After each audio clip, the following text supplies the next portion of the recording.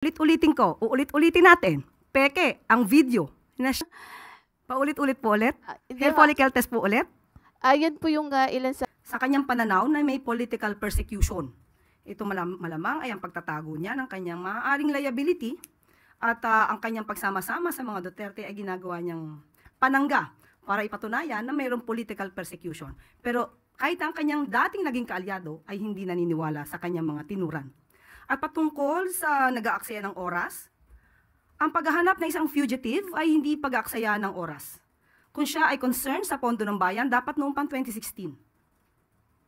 At kung sinasabi nga niya na siya ay concerned sa pondo ng bayan, hindi ba mas maganda kung mag-voluntaryo na siyang umuwi rito para hindi na siya pag-aksaya ng oras at ng pera ng gobyerno?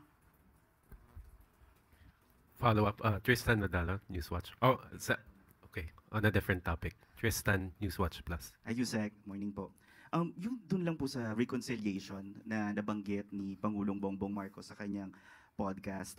While maraming nag-welcome on this offer of the President, yung ibang political analysts believes that while unity is important, reconciliation should still be grounded on principles like truth, accountability, and respect for institutions. So parang how does Malacanang respond to concern that reconciliation may come at the expense of accountability? Lalo na po, for example, nahaharap din si Vice President Duterte sa impeachment trial. Tandaan po natin, wag po tayo mag-focus na sinasabing open for reconciliation para lamang sa mga Duterte. Maliwanag po ang sinabi ng Pangulo sa lahat ng tao na maaaring hindi kapareho ng kanyang paniniwala o ng prinsipyo o ng polisiya. Mas maganda kung lahat ng tao ay makakasundo niya para po sa taumbayan, para magkaroon na po ng tuloy-tuloy na pagtatrabaho para sa bansa. So wag nating isentro ang open for reconciliation sa mga Duterte. Hindi po gagawin ng Pangulo na lumabag sa batas para lamang sa isang reconciliation. Follow-up lang po, Yusek. Siguro po, no, parang it's an open for all. Pero yung sabi naman po ng mga kaalyado ni dating Pangulong Duterte like Harry Roque and Panelo saying that reconciliation is only possible if the President takes steps to bring former President Rodrigo Duterte back to the country. Ito po ba ay anong response po ng Malacanang dito sa comment nila? Tandaan po natin, hindi po magpapahawak sa liig at hindi po magpapadikta ang Pangulo sa mali. Hindi po tatalikuran at babaliktarin ng Pangulo ang batas para lamang pagsilbihan ang personal na interes ng iilan. So tandaan po natin, lagi pong sa batas ang Pangulo. Kaibigan o batas? Batas pa rin po ang pipiliin ng Pangulo. Eden Santos, Net25.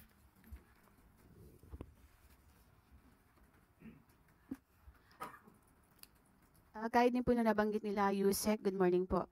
Bukod po dun sa issue nung pagpapauwi ng Pangulo, kung talagang sincere daw po siya dun sa pakikipagkasundo sa mga Duterte, baka pwede rin magpa-hair follicle test ang Pangulo. May mga kondisyon po para lang maipakita daw yung sinceridad po ng ating Pangulo dun sa kanyang pakikipag-reconcile or pakikipagkasundo sa mga Duterte. Ano pong reaksyon ng Malacanang dito? Ulit-ulit, paulit-ulit, uulit-ulitin ko, uulit-ulitin natin. Peke, ang video na siyang pinespread or isiniwalat itong si Atty. Harry Roque. Dapat pa natin siyang paniwalaan? Uulit-ulitin ko, paulit-ulit na lamang siya. Yusek, follow-up lang po. Hindi naman din po batay dun sa video lang yung panawagang magpa-hair follicle test ang Pangulo. Bukod po doon, medyo... Paulit-ulit po ulit? Hair follicle test po ulit? Ayun po yung ilan sa tingin nyo ba meron silang karapatang magbigay ng kondisyon kapalit nung sinasabi po ng Pangulo natin na para makipagkasundo?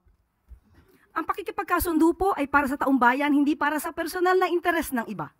Alalahanin po natin, maliwanag, uulit-ulitin ko ang sinabi ng Pangulo, sa lahat ng tao, gusto niya pong makipagkasundo para magkaroon ng stability, magampanan ang dapat magampanan at hindi madiskaril ang trabaho ng gobyerno. Ayaw po niya ng away. So ang awayan na to, ang siya nagpapabagal sa trabaho ng gobyerno dahil puro paninira. Puro fake news na natatanggap ng Pangulo. So ang pakikipagkasundo sa lahat, hindi lamang para sa mga Duterte, ay tama lang po na gawain ng Pangulo bilang ama ng bansa. Magsasakripisyo na siya kahit siya na po yung sinisiraan. Kahit siya na po yung binibigyan na maling kwento at binibigyan at ginagawa ng peke na video. Yan po ang dapat na gawin talaga ng isang ama ng bansa. Salamat po. Follow-up, Ivan Mayrina, GMA Integrated News. With due respect, Yusek, ang sinasagot po ng Pangulo dun sa reconciliation, diretso po yung tanong, ay tungkol sa mga Duterte. He was responding to a question specifically, reconciliation with the Dutertes. Kaya nga po sinabi niya, opo, kasama ang mga Duterte. Pero wag natin pong isentro sa mga Duterte. Dahil ang sinabi niyang sumunod ay gusto niya pong makipagkasundo sa lahat ng tao. Ito po yung sinabi niya. Ayaw ko ng gulo, gusto kong makasundo ang lahat ng tao. Mas maganda. So, kung isa pong parte ang pakikipagkasundo sa mga Duterte, maganda po yun. But ang malinaw po, the offer of reconciliation should not come with any conditions. Yun po ang gusto nating sabihin. Opo, ito na may para sa taong bayan at para sa bansa. Salamat po. Another follow-up, Pierre Pastor, Bilyonaryo.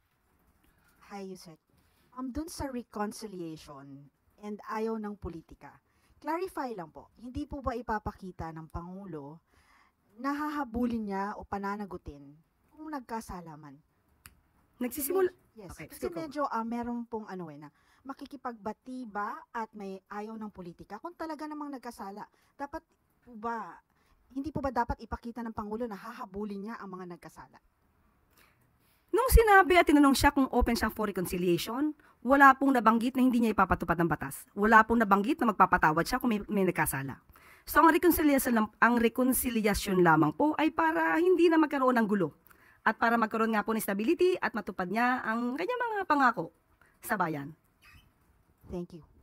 We have time for one more question. Alvin Baltazar, Radio Filipinas.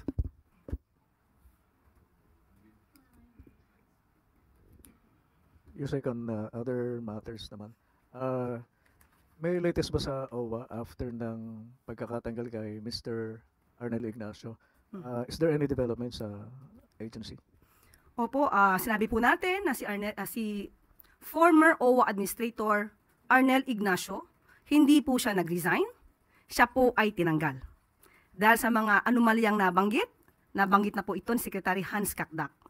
At maliban po dyan, mayroon pa pong isa na makakasama, ang Deputy Director na si Emma Sinclair. Pareho po silang tinanggal, hindi po sila pinag-resign. Ito lamang po ay isang senyales, maaari nating sabihin na ito ay panawagan ng Pangulo sa lahat ng mga nagtatrabaho sa ilalim niya. Nagampanan ninyo ang inyong trabaho. Huwag tanggalin ang pangluloko o lokohan sa inyong pagtatrabaho dahil hindi po mangingimang Pangulong tanggalin kayo sa pwesto. You will all be fired kapag hindi nyo tinupad ang inyong mga obligasyon sa bayan. Thank you very much, Yusek Claire.